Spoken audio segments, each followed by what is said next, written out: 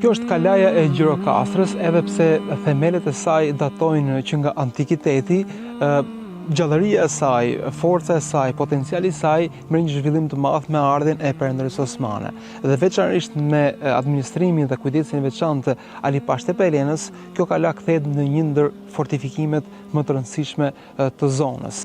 Evlia Çelebi, një prej kronikanëve më të rëndësishëm të Perëndërisë Osmane, kur viziton këtë kala, përmend një xhami shumë të bukur dhe shumë madhështore. Ai përmend disa kaçe, e përmend me disa dhoma dhe me disa hapësira.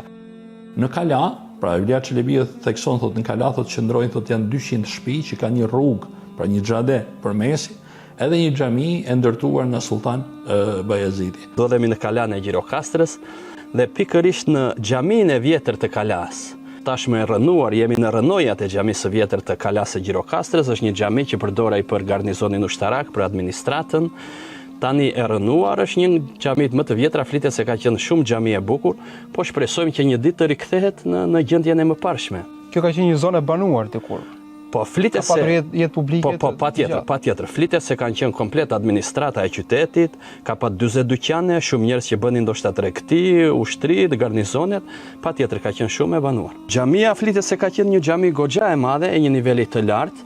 Ndoshta këtu ku ndodhemi është xhamia kryesore ku faleshin, por rënojat e kanë mbuluar dhe kanë ngritur nivelin e dyshemez, ndoshta më tepër se 2 metra.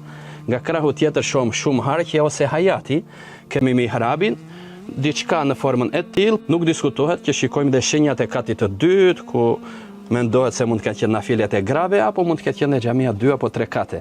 Fatkeqësisht i mungojnë tabelat, mungojnë gjithçka.